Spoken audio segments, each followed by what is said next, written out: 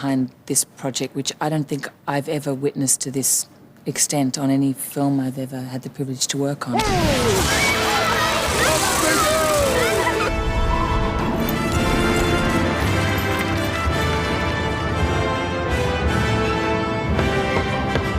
It's such an adventure.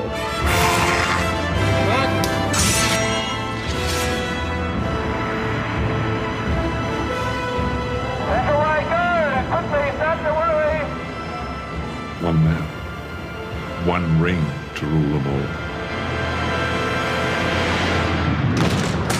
One-way ticket to Middle-earth. You'd step off a plane and you'd be in the movie.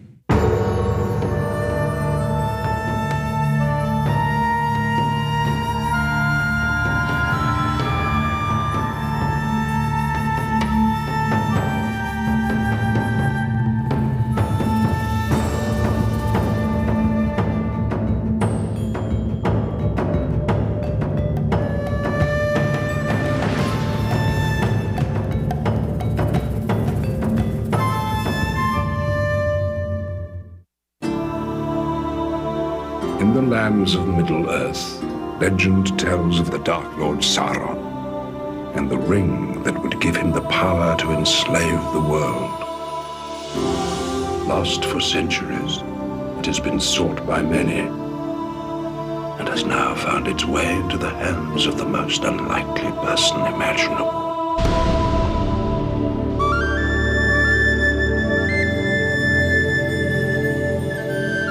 Hobbits are a breed of people from the Shire, which is kind of the rural sort of countryside of Middle-earth. Really gorgeous and kind of untouched by any kind of human or other being.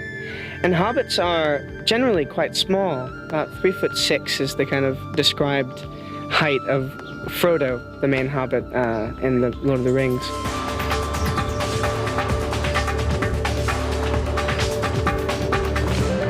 They're just sort of rural people. There's an innocence about hobbits. They don't know about the sort of evils of the world.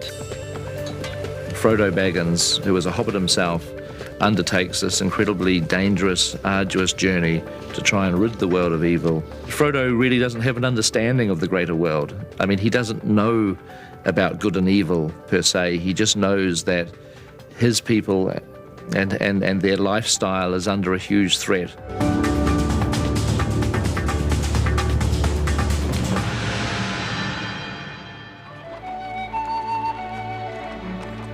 When you read The Lord of the Rings, the world of Middle-earth is obviously very important for Tolkien. He describes it in detail. He's obviously written books beyond just the story of Lord of the Rings, which discuss the history of Middle-earth, and he's created a mythological world which has the most extraordinary depth. But it's also important that the film is far more than just a bunch of characters in costumes walking around in a New Zealand landscape. So we have taken an enormous amount of care to try and build a cultural history to the peoples of Middle-earth.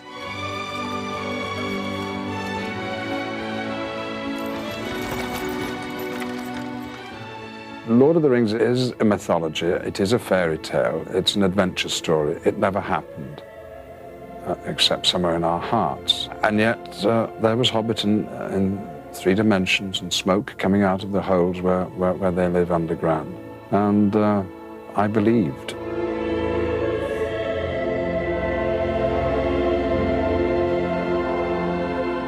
At the end of the day, Middle-earth is its own character. Middle-earth is the strongest character in the stories of Lord of the Rings. So I was very aware that we had to create an expansive world, something that would spread beyond the 4 corners of the movie screen.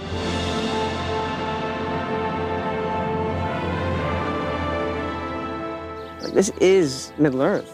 I mean, it has every sort of geographical, geological, formation, landscape. It's got everything. I think that New Zealand, in a lot of ways, is the ideal place to shoot these, the films, because the landmass is so young and so savage and so untamed and unruly, and which is what makes it special.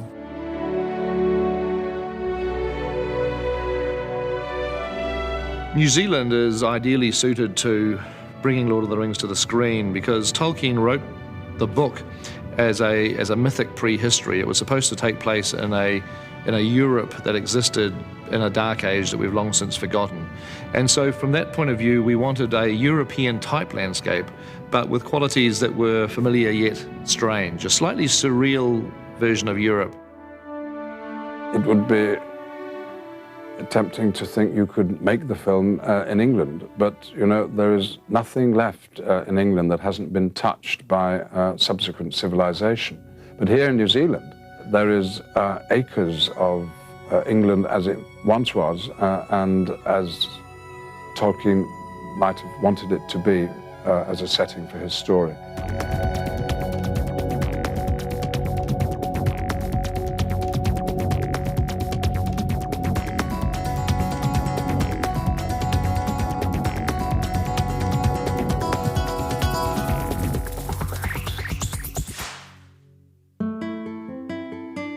We explored the country, north, south, east and west, and found this little pocket. I mean, this is a great view down through here, though, too. We went up there on a location recce on a Saturday, but long before we started shooting. Alan Lee and John Howe came with us, and we basically walked over this farmer's land. So one of the things that Alan and John did is they'd sit down on this farmer's land with a notepad, and they would sketch the landscape that they were looking at, except they would sketch it as Hobbiton. So suddenly they would be adding little hobbit holes and little cabbage patches and washing lines and hedges and things. So we were able to walk around this farm with John and Alan literally bringing Hobbiton to life on paper.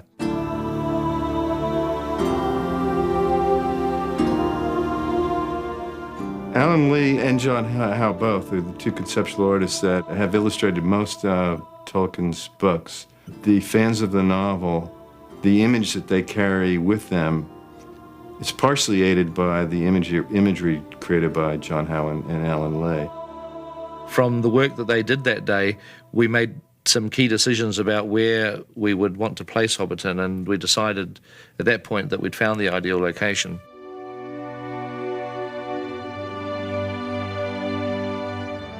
The environments do become a character. That's the way of designing films, really. You are looking for ways to tell the story in so many different ways, you know, not just the way that people are telling the story and acting out the story, but architecture becomes the story. Why haven't we thought of this before? To live, you know, like this, why does everything have to be, you know, straight lines? You just find it very comforting and relaxing. I said that, look, one of the things that's essential with Hobbiton is that this place has to look like hobbits have lived here for hundreds of years. And so we actually started to plant vegetables in the gardens of Hobbiton about a year before our filming. This is probably one of the most extensive pre-production periods a set has ever had. It was a year spent just allowing Hobbiton to sort of germinate and seed and become a real place.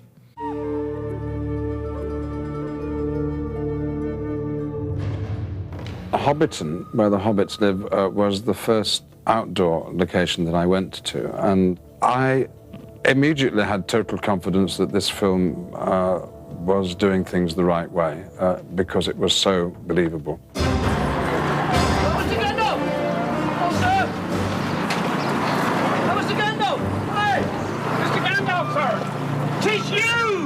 Lord of the Rings is obviously about a struggle between good and evil, but that's kind of simplistic and a little bit boring. I mean, lots of films are about good and evil, but what makes Lord of the Rings interesting is the hobbits.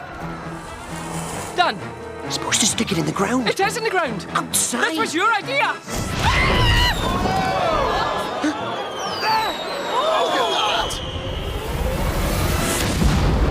Hobbits are a pastoral, sort of an agrarian species, a settled community, a group of folks who enjoy their stories and their ale and their tobacco. They love to eat, they love life, you know, they're very passionate people. Hobbits at nature tend to want to stay in the Shire. They don't want to leave the Shire, they want to be safe. They want to be where they're comfortable. They don't want to have, you know, the idea of any sort of danger. So they maintain almost this childlike innocence. Today is my 111th birthday. I regret to announce this is the end. To become a hobbit, each day takes about 2.5 hours, maybe 3, normally starting with feet. To get the feet on, it takes, like, you have to stand up for like over an hour. So that at 4:30 in the morning is a bit sort of... Whoa. I mean, I think that the feet are all good, guys. I think, you know, we just have to watch that jiggle. Everything's working well apart from that little vibration that sometimes kicks in. I think that love of the hobbits is really the key value that's at stake in the film. What drives Frodo to attempt to achieve this very difficult task is his love of his people, the hobbits. And I think for Frodo it's very personal. He is doing what he's doing because he wants to save his people and his land. You are a ring bearer, Frodo. To bear a ring of power is to be alone.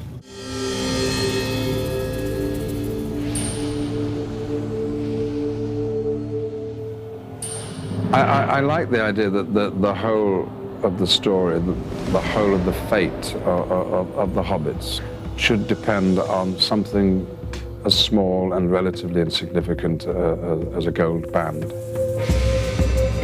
The ring was made in the fires of Mount Doom. It's a big thing, Lord of the Rings. Most of us as children know the story, and to actually see it being made here is, you know, great fun. I guess we can always say, well, we made the rings for the Lord of the Rings. The film is a mythic quest to destroy a ring which will rid the world of a great evil. The ring, in Tolkien's mind, represents the machine, is what he always said.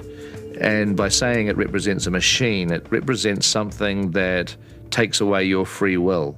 The journey that Frodo takes is to undo a huge evil. And could we do that in this modern day? Could we undo, could we knowingly unmake something that we know should never have come into being? It's the story of 4 hobbits who go on this journey, but it's 4 hobbits and a ring. It's actually 5 characters.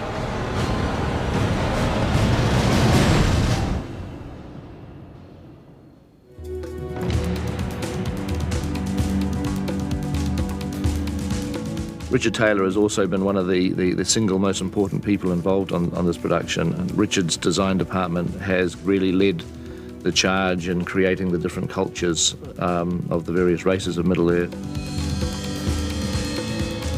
The first thing that I realised I had to do was hire experts in the fields of armour and weapons manufacture.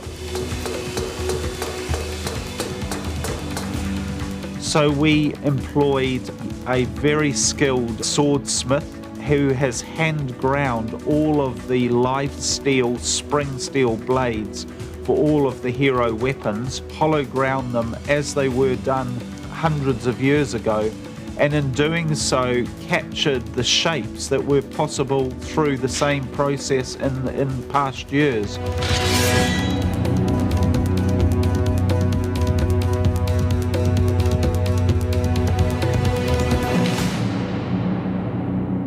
One of the most important things to me was that we generated a very strong feeling of culture.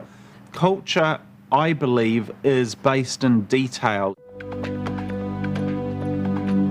It's based in generations of characters, of people, of species, building on top of the past generation's work.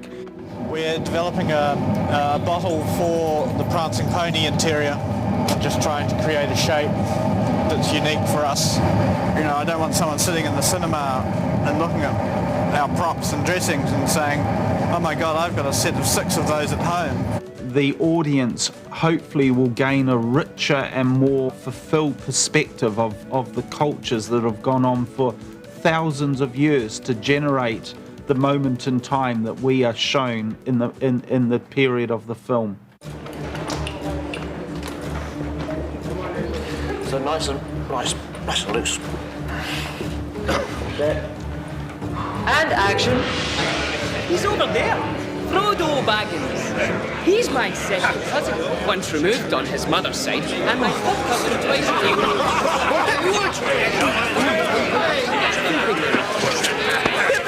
Steady on, Bree is, in the books and in the movies, the first time that the hobbits really have a sense of having gone beyond place of safety and comfort and have ventured into, have begun an adventure, I suppose, that is perilous. How do we know this Strider is a friend of Gandalf? We have no choice but to trust him. But where is he leading us?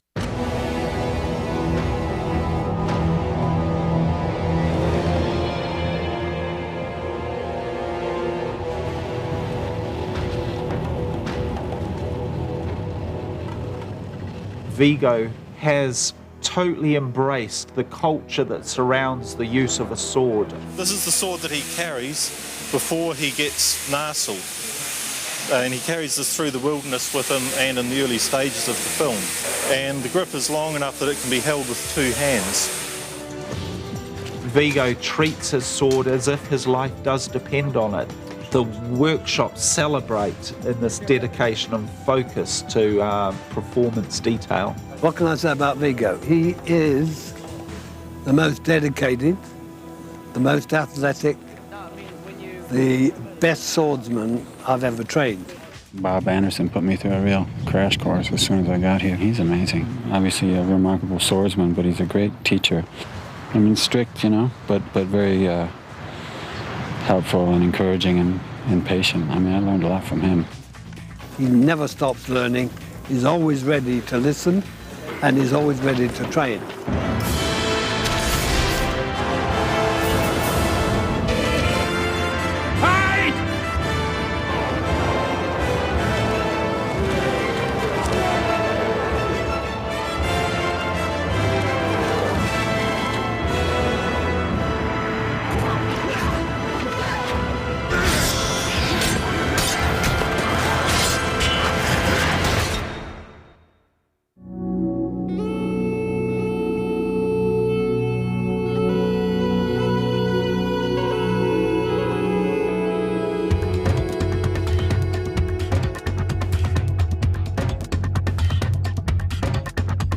The world is a better place having the elves here.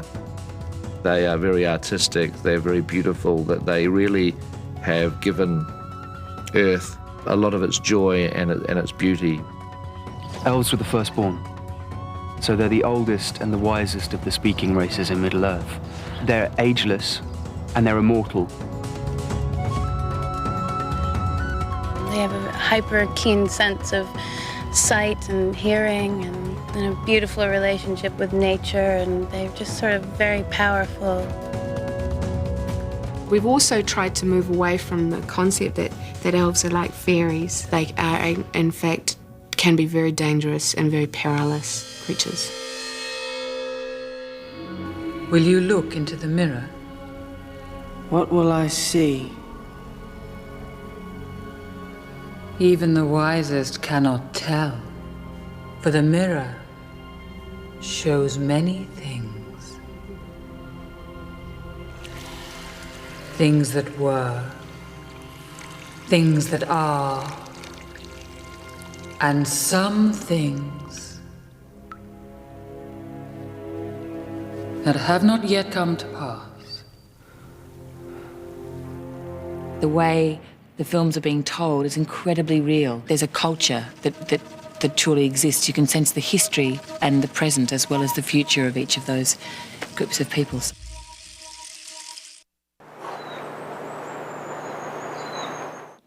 Trying to design a film set for the elves in the same way that the elves would have designed their own habitation, which is very much part of nature in the forest, and building around the trees rather than bulldozing them.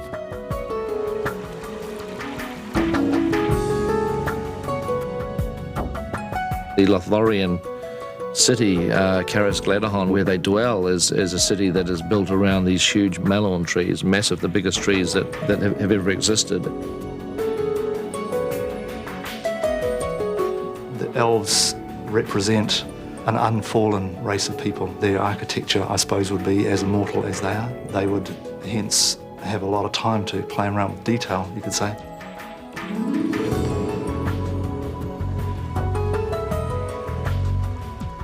I just remember stepping onto the set in Rivendell and seeing it all come to life, and extremely beautiful. To speak of the passion of the filmmaker and everyone else involved, it's in those little details. The elves are in the autumn of their years. They're leaving Middle-earth to go to the sacred lands. They know that the passage of their time is drawing to a close, that the colours definitely felt like the wash of autumn had befallen the elves and it was time to move on. Definitely been ground rules that we've had to do with elves. They're incredibly tall, that they're incredibly elegant.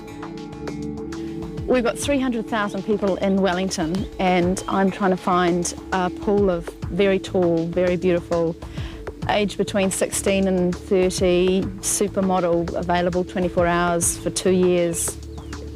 Yeah, you go figure. The Lorien elves are all kind of lightish colours, yeah. All right, there we are. And the Rivendell elves are dark, so that's definitely light and grey and then dark and green, I think. And we're sick of them, quite frankly. Tall, slim, attractive people. We're sick of them, aren't we? We're totally sick of them. And the pointed ears, you have to remember that, you know, you can't get in unless you've got these lovely pointed ears. You know, they're a requirement. I've always wanted to have pointy ears. Of course I wanted to work with Peter, and of course I love the books, but I was interested in being part of something which had that fantastical element. I have about an hour to have my ears put on, and they're unbelievably amazing. They're gelatin, so you can only actually use them once. If it were to rain, they would basically melt away. There's been so much discussion about elves. You know, there's a book on elves, I swear. In many ways, they're the angels of the story, and constantly searching for the aura in the elves. I play Galadriel, who's the Lady of Light. Because she is the Queen of the Elves and the elves are passing over, they are moving on beyond Middle-earth to the Grey Havens. There's a sadness, a bittersweetness about what Galadriel and her kind are going through. And she's handing on the torch to men, to humankind. And I think that in a lot of ways she's challenging the viewers to say, what are you going to do with the Earth? What are you going to do with Middle-earth? We've had this paradise, so now you men, you humankind, have the responsibility of this Earth. I think it's a very profound message. We've gone to great pains to make sure that all the languages and pronunciations of the names and place names in the movies is as authentic and real as it can possibly be. And it's Gandalf, not Gandalf. It's Gandalf. It is Saruman. It is Theoden, not Theoden. If the writer writes it down and then explains to you at the end that this is the way you pronounce something, and you have to get it right.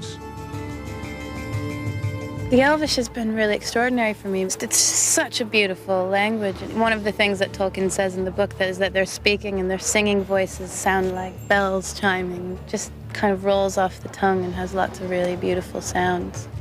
It completely blows me away. I'm just astonished at the time-consuming construction of these languages is just astonishing. One believes that it is a language. I mean, it's extraordinary to think of one man put all that together.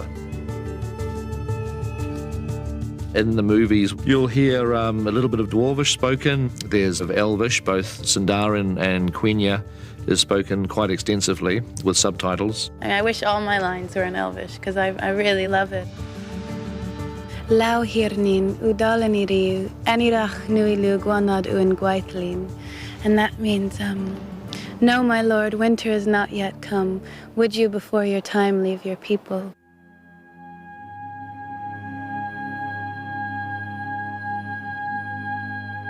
And when all the characters come to Rivendell, One of the reasons why the council is called is to work out where the ring has been for all these years and to try and find out what they're going to do with the ring, because the ring is in their possession. You have my sword. And you have my bow. And my axe. Tolkien goes to great pains to describe the worlds of hobbits and of elves and of dwarves and of men, and they're all different. The Fellowship of the Ring is a group of these different people who now have a common goal. It's interesting to explore the different attitudes that they have to each other.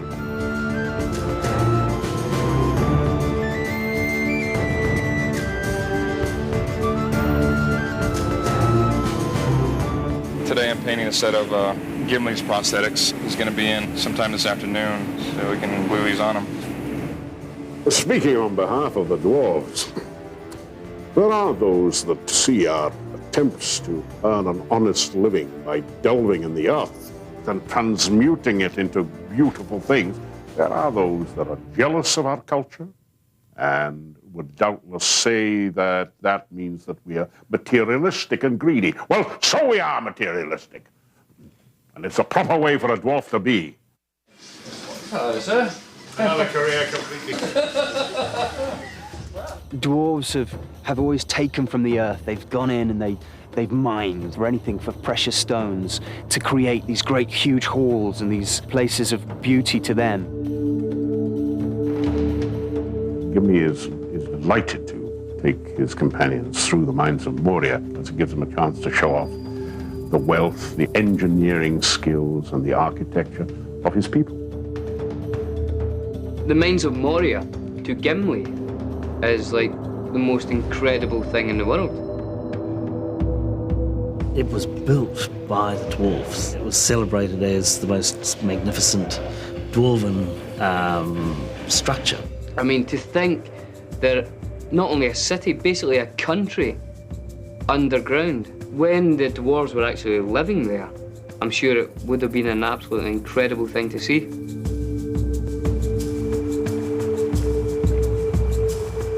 Moria now is this really dark, dirty, scary place. We're in the bowels of hell when we're in the mines of Moria. Just try and make it a little smoother through that area as the middle of the shot.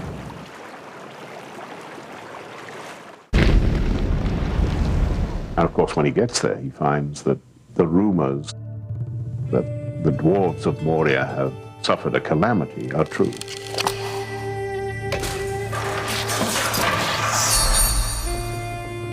I think it's something that Peter Jackson does extraordinarily well in terms of creating that cinematic landscape of darkness and fear.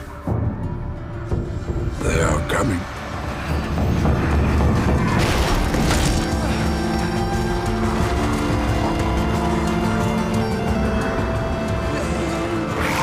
So, I mean, I don't think that Lord of the Rings is a film that should have been made by somebody who didn't really understand special effects, because it would have been very easy for the effects to overwhelm the story.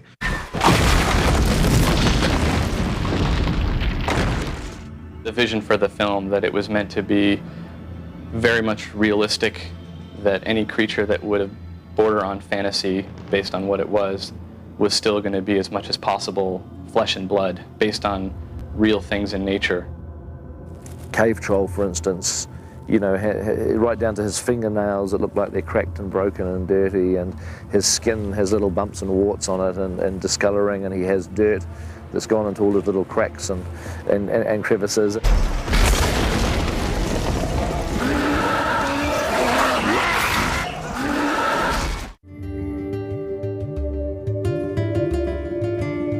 The wise wizards, my character, Gandalf, and his opponent and ex-colleague, Saruman, played by Christopher Lee.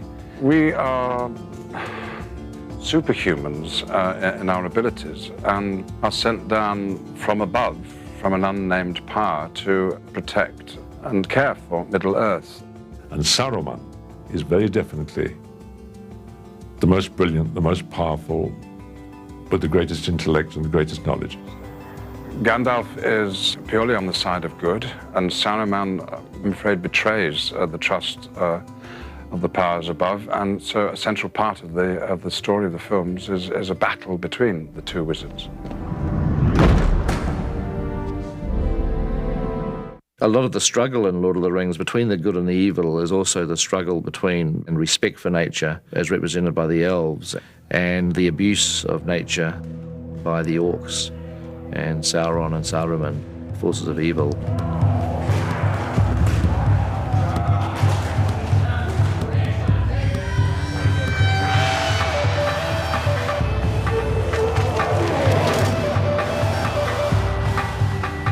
Amazing. It's the first night on Lord of the Rings that we've got a whole pile of orcs on, so we're very excited. It's the product of 2 years' work. So you won't be clapping by morning, but hey.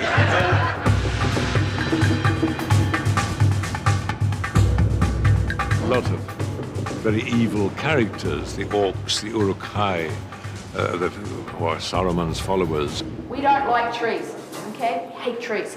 So we're going to show you how an orc would chop wood. Okay, the most important thing to remember is that nothing straightens up, okay? It's always lots of tension and all these angles, straight square angles, okay? Dan, come forward. And back. Go down to an orc, right? Okay, and come in and attack your piece of rope.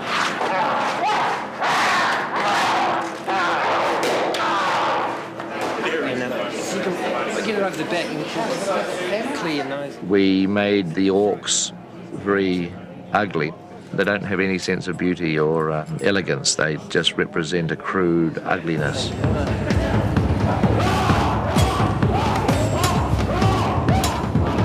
We had a very, very intense training period. 90% of us are all martial arts. And you look down the list, it's all black belt, black belt, black belt. Yeah, a real bunch of athletes. Yeah.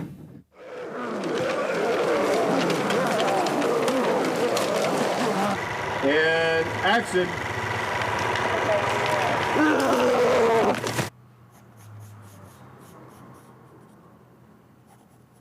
Every army in the film has its own specific weaponry. It's all pre-firearm. Beautiful. Pump action crossbow.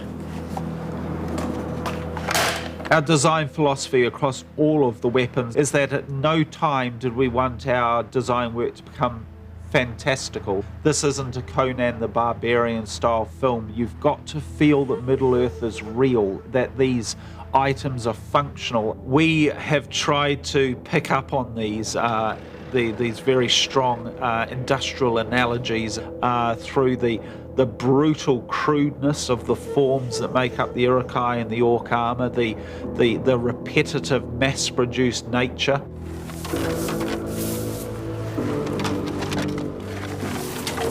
Okay, another one. Another one. This is chainmail. Lots of it. This is a Moria orc suit that I'm working on at the moment. There's 13,000 rings in one of these suits when it's finished. Lots of different types of finishes, from silver to gold to steel, copper. And there's a day's work there. It's rare in films to have people, giving you so much to work with. It's a treat to have that much detail.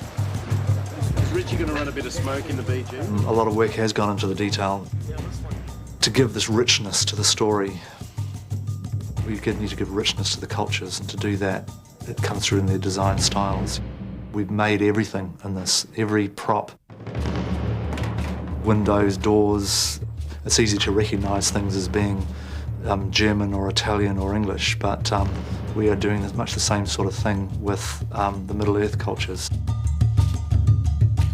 Richard Taylor is right to say that culture is an assemblage of detail in a given cultural framework, which can be either fairly loose or fairly tight, depending on how evolved it is.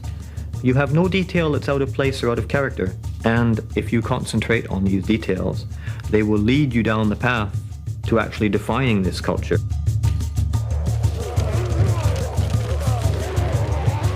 start by making a noise. We want you, because you're not human beings, you are animals. You're more thuggish and gorilla-like.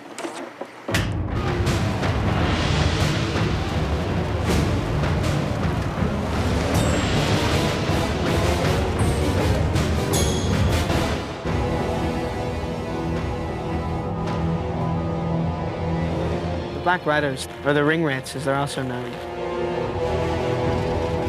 They were once kings and have since fallen into the legion of Sauron and basically work for him to attain the ring and return it to its master.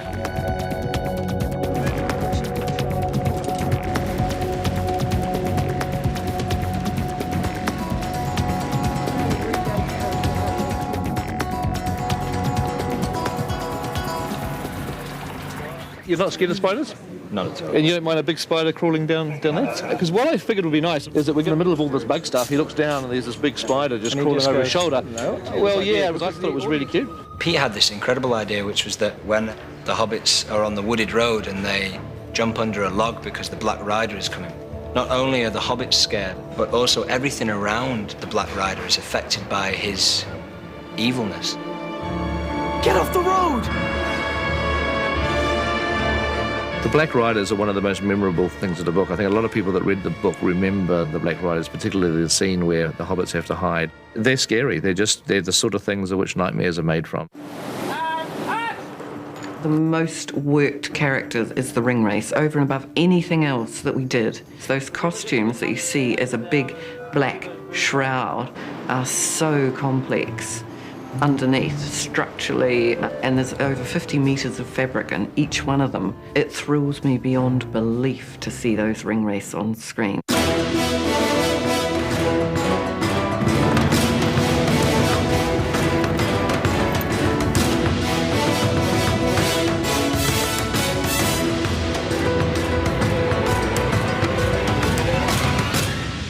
The concept of the Black Riders is creepy. The fact that these creatures are solely attempting to find the ring which Frodo has in his possession, so they are purposely after Frodo Baggins.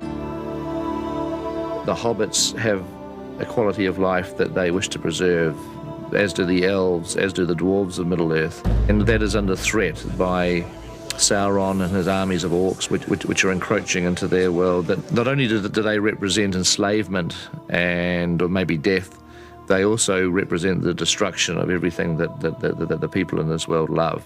More so than just being a straight struggle of good and evil, it is a struggle over loving the values of your world and being prepared to fight to the death to protect them. I wish the ring had never come to me. Back, you devil! There is evil there that does not sleep. The portrayal of evil in the movie has been very influenced by what Tolkien wrote. I have a very, very strong affection and respect for the material. Pete has had such a love for the book for so long. He's just completely immersed in the imagery and the mythology of Tolkien, you know. Well, what can you say about a man who's making 3 movies simultaneously? He's an amazing guy. He's cool as an elf. He's got the heart of a hobbit, and he's mad like a wizard. The endearing thing about Pete is that he's a hobbit. Peter is a hobbit, isn't he? He's a New Zealander. You'll see Peter jump out of a helicopter in knee-deep snow, and he's got shorts on and bare feet. He's in remarkable shape for somebody that looks like a hobbit. All right, and action.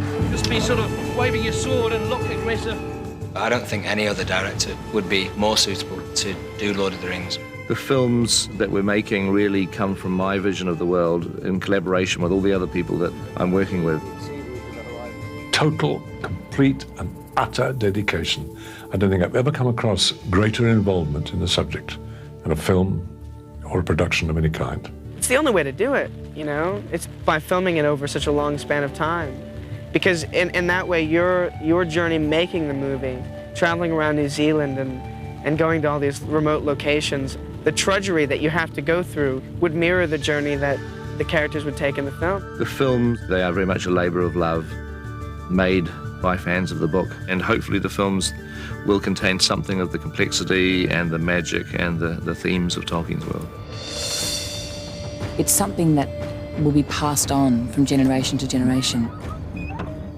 So many people have said how they wanted to be part of this because it is historic. They know it's a once-in-a-lifetime experience.